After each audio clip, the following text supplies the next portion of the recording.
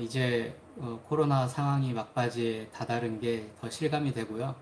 이제 다음 해부터는 교회 공동체 여러분들과 함께 점심 식사를 할 수 있을 것 같아서 기대감이 생기는 그런 하루였습니다. 예, 우리 이 워크북을 오늘 보시면은 오늘은 심오하고 좀 어려운 내용이 없기 때문에 무리가 없이 진행이 될 것 같습니다. 이 교사용 워크북을 피시고 준비하도록 하겠습니다. 오늘은 5장 결혼이 뭘까? 결혼이 뭘까라는 주제로 시작을 하겠습니다. 먼저 우리의 소양을 넓혀주는 부교재 9장 놀라운 출생을 읽고 오셨으리라 믿습니다. 내용이 짧고 술술 읽히는 부분이기 때문에 만약 보시지 않았다면 읽어보시고 다시 동영상을 켜주시기 바랍니다. 그럼 읽은 것으로 알고 다음 페이지를 넘기시면 학습 지도안이 나오죠.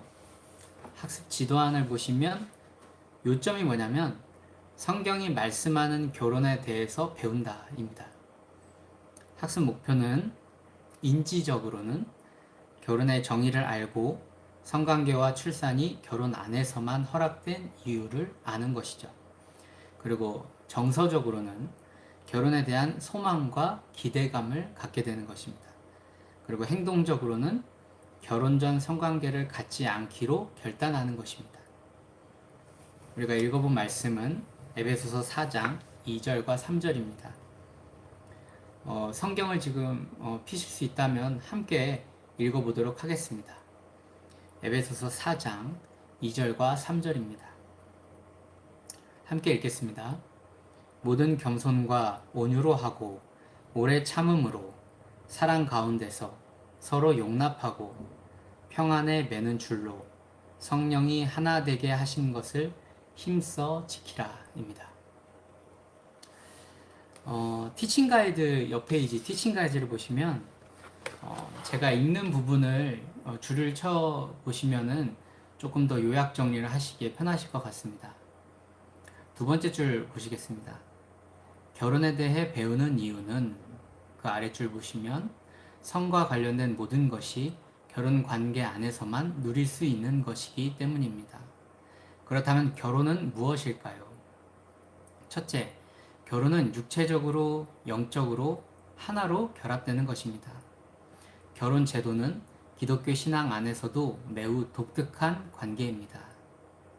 그 밑에서 세 번째 줄 보시면 이런 특별한 이웃사랑을 넘어서 결혼은 두 사람이 하나가 되는 것이라고 설명합니다.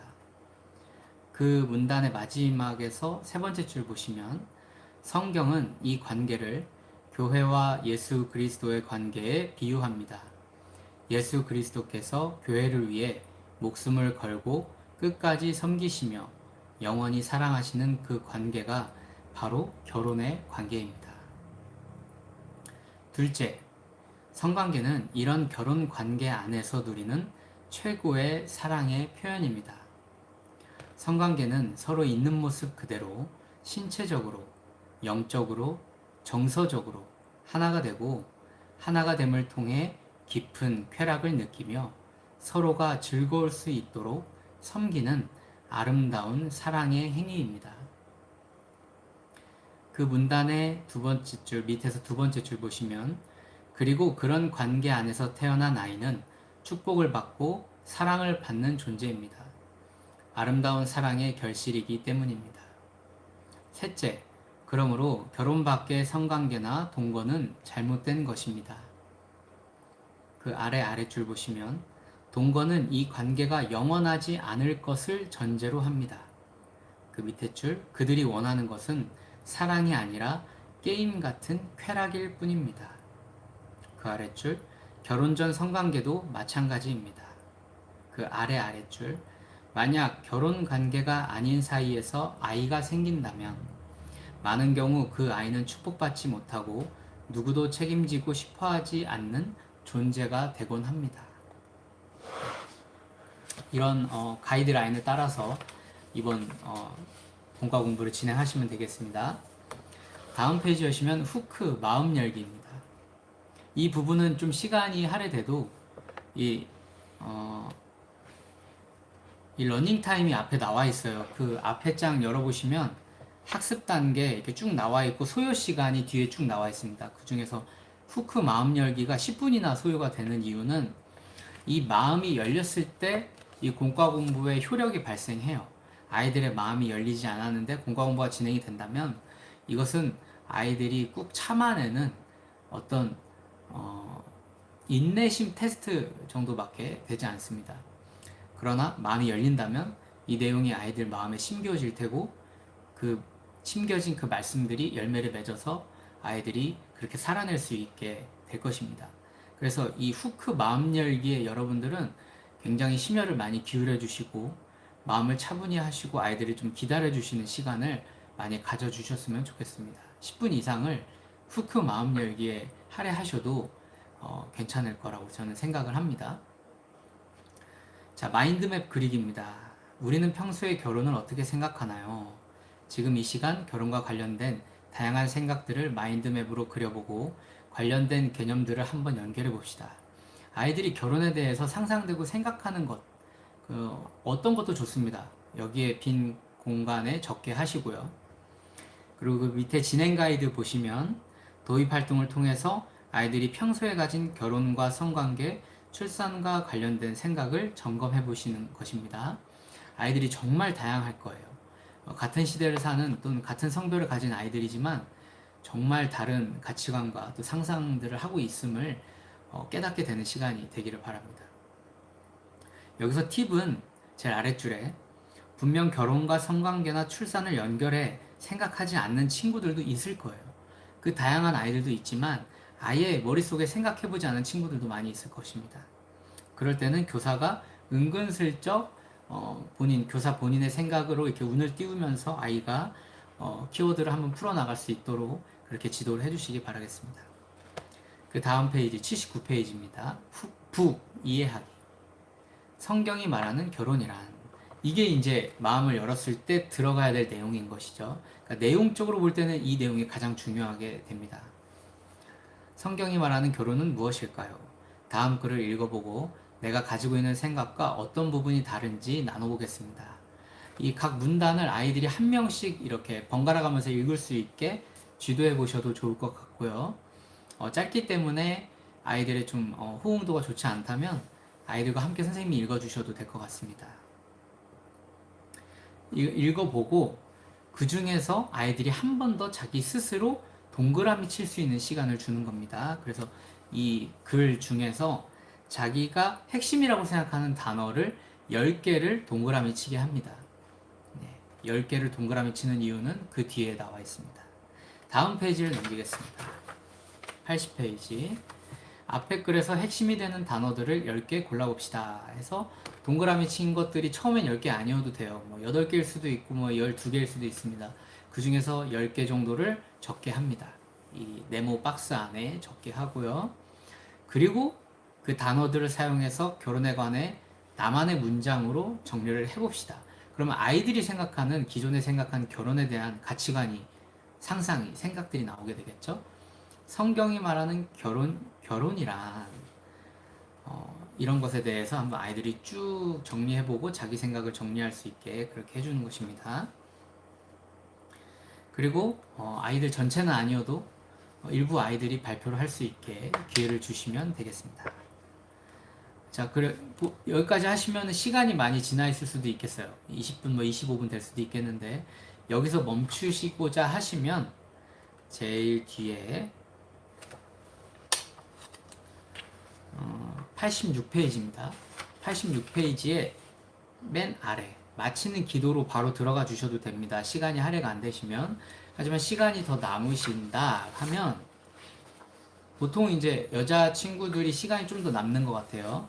그 친구들은 81페이지 질문과 대답하기를 계속 진행해 주시면 되겠습니다. 질문과 대답하기는 82페이지까지 진행이 되죠. 여기 다 하셔도 될 것 같아요. 왜냐면 내용이 너무 좋고 해야 될 만한 내용들을 다루고 있어서 시간이 할애되시면 질문과 대답하기 81, 82페이지까지 다 해주시면 되겠습니다. 친절하게 인도자 팁과 가이드가 나와 있기 때문에 제가 더 언급을 하지 않아도 될 것 같습니다. 자, 그 다음에 83페이지.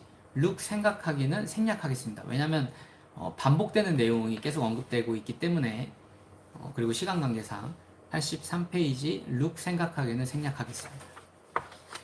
다음 페이지 툭 적용하기는 이거는 거의 청년회에서 할 만한 너무 자세한 내용들이에요. 그래서 아직 우리 청소년 아이들에게는 이른 내용인 것 같아서 이건 다음 기회로 미루도록 하겠습니다. 84 툭 적용하기 85페이지까지 진행되는 것은 생략하도록 하겠습니다. 그리고 이제 다음 페이지에 마치는 기도로 선생님께서 마무리해 주시면 이번 공과는 마치게 되겠습니다. 이번에 제가 다음 해 계획도 짜보고 고민도 해보고 기도도 해보고 그리고 공과 공부를 어떻게 하면 더 효과적으로 할 수 있을 것인가 고민도 해봤는데요. 제가 설교 때 주로 이 공과 공부의 내용을 가지고 공과 공부하는 날은 허락이 되는 날은 그렇게 설교를 진행을 할 것입니다. 그리고 공과 공부를 안 하는 날은 이제 지금껏 해왔던 성령 시리즈라든가 아니면은 제 간증이라든가 이런 걸 곁들여서 하도록 하겠습니다. 그리고 내년에 만약에 우리의 폼이 바뀌고 우리의 체질이 좀 바뀔 수 있는 기회가 있다면 그때 공과 공부를 하게 될 것인데요. 그때도 우리가 1년 동안 해왔던 이 공과 공부 내용을 가지고 제가 재탕을 할 거예요. 제가 재탕을 해서 설교하고 어느 날은 또 다시 성령 시리즈를 하고 어느 날은 간증을 좀 많이 하고 어느 날은 아이들과 대화를 좀 많이 하면서 설교를 할 것이고 성령께서 이끄시는 대로 그렇게 좀 풍성하게 다루면서 내년 올라오는 1학년 아이들이 꽤 있습니다. 우리 교회에서 기둥이 될 법한 아이들이라고 저는 희망을 갖고 있고 소망하고 있는 아이들인데요. 그 아이들이 올라오면 또 이런 내용을 우리가 꼭 필요한 내용들이기 때문에 다시 재탕을 하면서 설교 시리즈와 이제 같이 엮어서 좀 다양하게 풍성하게 교육 커리큘럼을 짜볼까 합니다. 올 한 해까지는 우리가 몸풀기였다고 저는 생각을 하고 있습니다. 저도 중고등부 사역을 오랜만에 다시 맡게 됐고 그리고 제가 계획하지 않은 계획으로 수정이 됐거든요. 사실 선생님들께만 말씀드리면 제가 계획하지 않았던 1년이었어요. 그래서 저도 갑작스럽게 하게 되면서 많은 준비가 안 된 부분이 있고 또 아이들 파악도 이제 연말 가까이 되니까 좀 자세히 되는 그런 것도 있습니다. 그래서 내년부터는 정말 저의 중고등부 사역 시작이라고 생각을 하고 몸담고 싶고요. 제가 신대원 과정에서 여러 가지 지금 적응을 하고 있어요. 대면 수업을 이제 막 열기 시작했어요. 전면적으로 대면으로 하고 있어서 또 강남과 포천 근처에 사는 제가 왔다 갔다 하면서 또 교회 사역까지 하면서 하기에는 굉장히 어려움이 있어서 0으로 6으로 적응 중입니다. 그래서 이번 한 해는 몸풀기라고 생각을 하시고 내년부터는 제가 최선을 다해서 몸을 다 풀렸고 열심히 달릴 거기 때문에 지금껏 열심히 해오신 선생님들 마음 다잡아 주시고 이 귀한 사역 기쁨으로 감사함으로 감내하는 우리 모두들 됐으면 좋겠습니다. 하나님께서 분명히 열매 주실 거고 보여주실 거고 또 우리에게 모든 헌신한 것들 하나님의 방법으로 갚아 주실 것이라 저는 확신합니다. 수고 많으셨고요.